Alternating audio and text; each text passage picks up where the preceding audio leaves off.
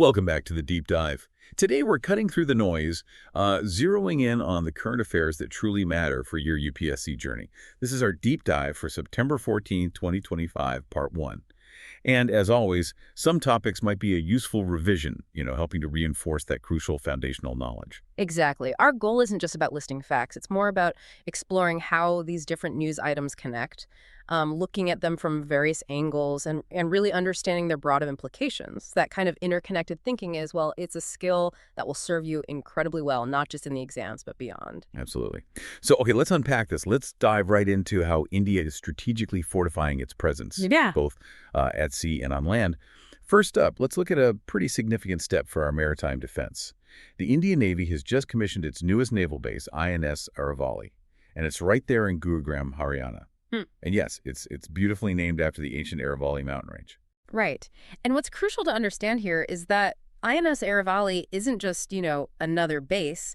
It's designed to really profoundly boost the Navy's information and communication infrastructure. Okay. Think of it like a high-tech nerve center. It's vital for naval command and control operations and for dramatically enhancing our maritime domain awareness, or MDA. MDA, right. Yeah, this is about getting a real-time, comprehensive understanding of, everything happening in our seas. And the base's motto, maritime security through collaboration, that really speaks volumes about its purpose, doesn't it? It does. It sort of signals a collective effort, emphasizing cooperation with other naval units, MDA centers, and allied stakeholders, too. Exactly. It's not just about one base acting alone, but how it integrates into that larger network. Makes sense. And if we sort of zoom out a bit, INS Aravali marks a strategic leap forward in India's broader vision, particularly the Mahasagar initiative. Yes, Mahasagar. That's the mutual and holistic advancement for security and growth across regions, launched in 2025 for the Global South.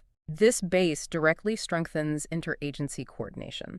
It aligns perfectly with Mahasagar's goal of fostering security and growth.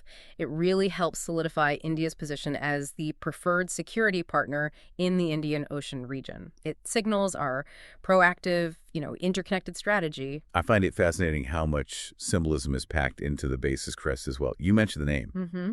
It features a central mountain representing the unwavering strength of the Aravali Range and a rising sun. Yes, signifying eternal vigilance, resilience, and the dawn of these advanced technological capabilities in communications and domain awareness. So for you, the listener, the insight here is really how deeply integrated our communication infrastructure is becoming with our regional security objectives. It reflects India's evolving defense strategy and its growing influence. Now let's pivot a bit from our maritime borders to our land frontiers. The Union Ministry of Home Affairs is considering a plan to establish Border Wing Home Guards, or BWHG, along our border with China. This draws a clear parallel with the existing guards we have along the India-Pakistan border. Okay, so this raises an important question then. What exactly is the role of these home guards? They primarily act as ancillaries, supporting the Army and other border forces during emergencies. Right, support. But their duties actually extend far beyond that. They serve as an auxiliary force to the police, maintaining internal security, helping communities during crises like, say, air raids or natural disasters. Wow, okay. Promoting communal harmony, protecting vulnerable sections, and even guarding vital installations during hostilities. It's a truly versatile force. And it's important to remember these home guards are raised under the Home Guards Act and rules of the respective states or union territories. Gives them a clear legal framework. Absolutely. A very clear legal basis for their operations. And what's interesting to note for you listening is that while 7 states are authorized to have BWHGs, that's Meghalaya, Tripura, Assam, West Bengal, Punjab, Rajasthan, and Gujarat, at present, only Rajasthan actually has them active. Oh, really? Just Rajasthan? Just Rajasthan currently.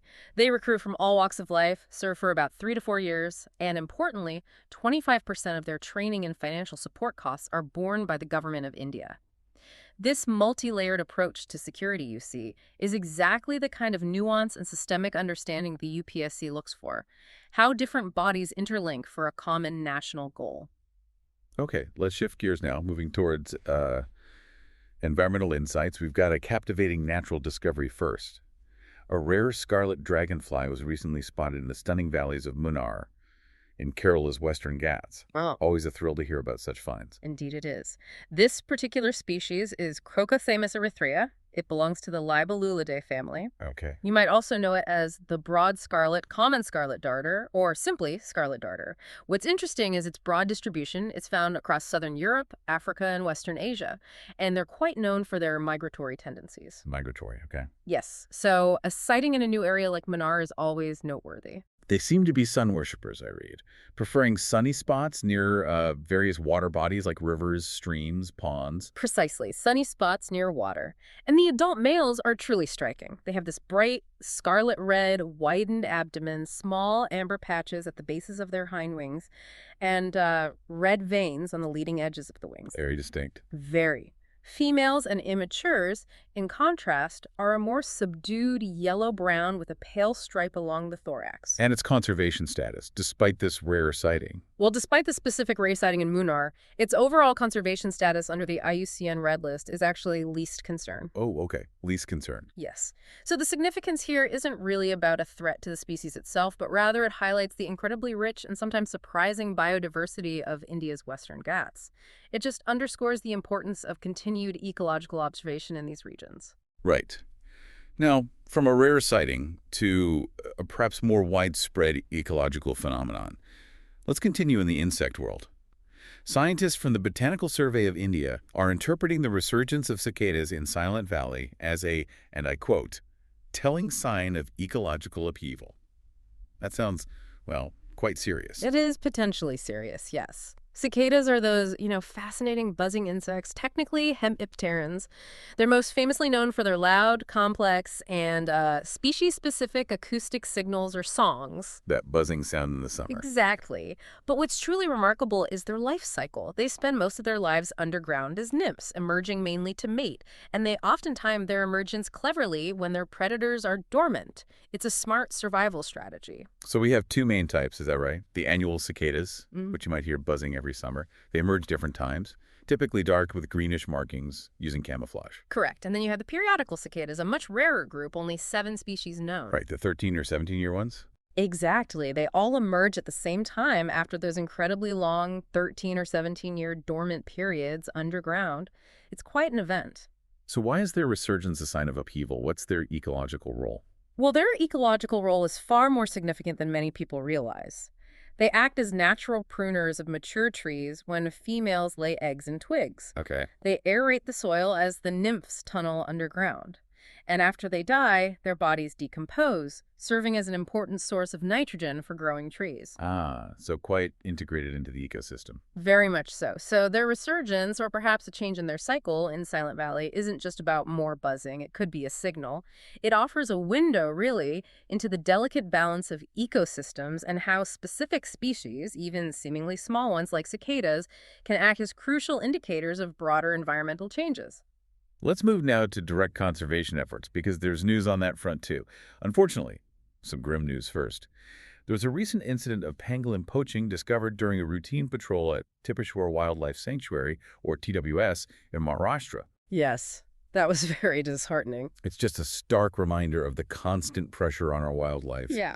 It almost feels like for every step forward in conservation, there's a setback like this. Exactly. It's a constant battle, unfortunately. And it highlights why measures like habitat protection and dedicated anti-poaching patrols in places like Tipeshwar are just so critical. Can you tell us a bit more about Tipeshwar? Sure. Tipeshwar Wildlife Sanctuary, TWS, it's located in the Yavatmal district of Maharashtra, spans nearly 150 square kilometers. It's named after the goddess Tipai. Right.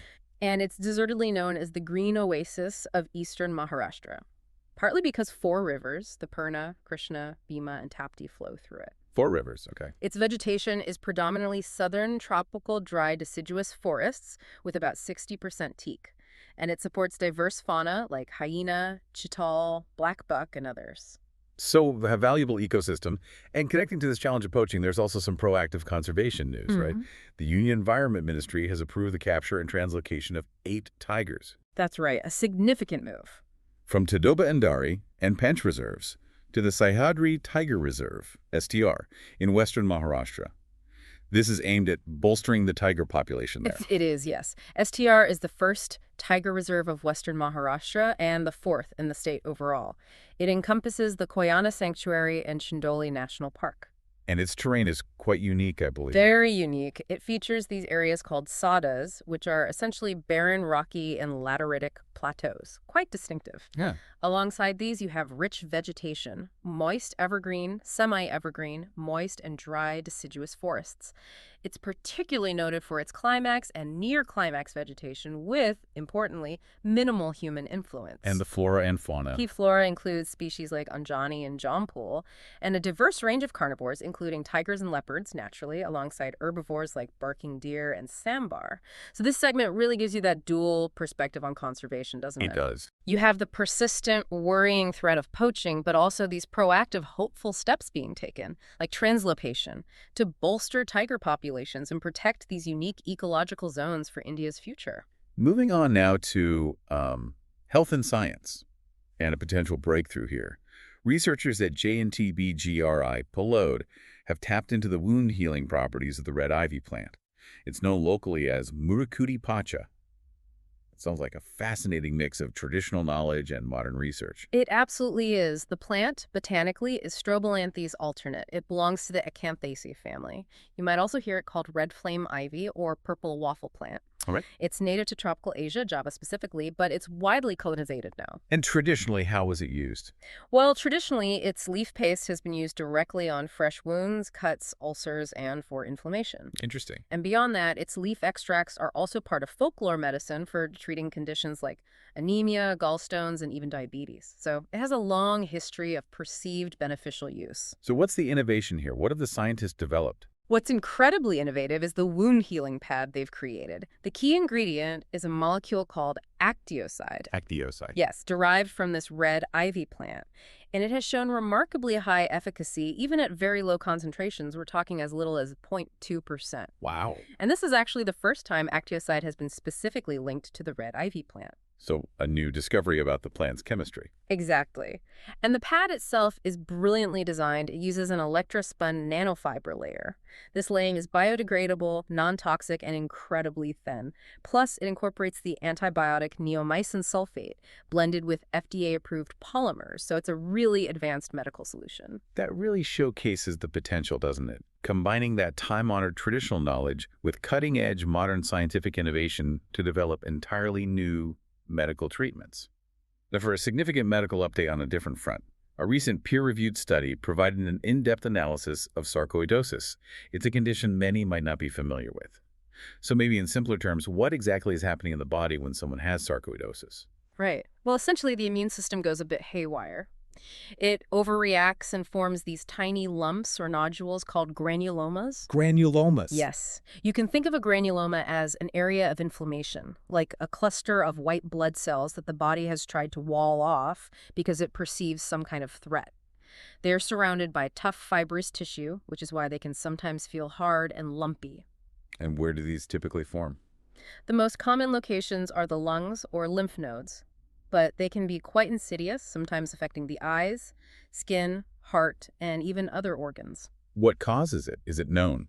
Well, the exact cause remains a bit of a puzzle, actually. It's believed to be a complex mix of genetic predisposition and environmental factors, meaning certain gene changes combined with triggers, perhaps things like bacteria, viruses, dust, or maybe certain chemicals in the environment. And the symptoms, are they consistent? No, they're incredibly variable. It really depends on which organs are affected and how severely. Some people might have very mild symptoms or none at all. Others might experience a persistent cough, shortness of breath, tender skin sores, eye pain, redness. It's a wide range. And the course of the condition, does it get better? Its course can be quite variable too. Many cases actually resolve on their own over time or with treatment, but unfortunately some cases do become chronic, and in those chronic cases it can potentially lead to fibrosis, which is permanent scarring, especially in the lungs. Is there a cure? Currently, there's no cure for sarcoidosis. However, treatments are available that can effectively lessen the immune response and manage the symptoms. So, gaining a basic understanding of complex immune conditions like this and the factors influencing them is important for, well, general public health discussions and understanding the broader medical landscape. Right. Let's transition now to a crucial legal principle. The Andhra Pradesh High Court recently delivered a clarifying ruling. They stated that the doctrine of contributory negligence does not apply to criminal actions. This seems like it has some significant implications. Yes, it definitely clarifies an important point and brings up a fundamental legal concept.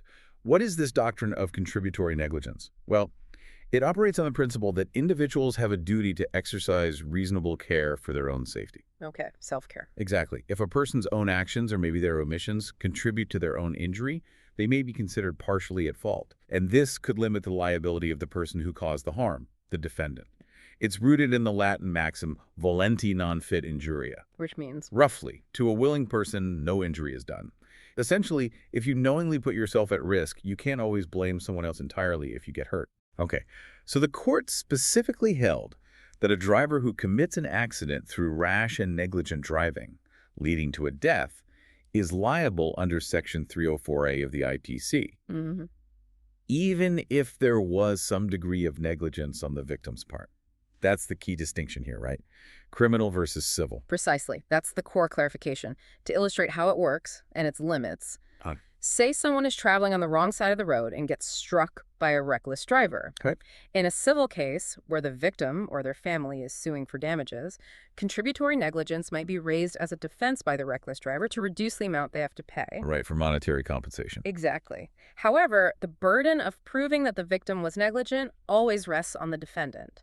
But crucially, in the criminal case against the reckless driver for causing death by negligence under IPC 304A, the victim's negligence is not a defense.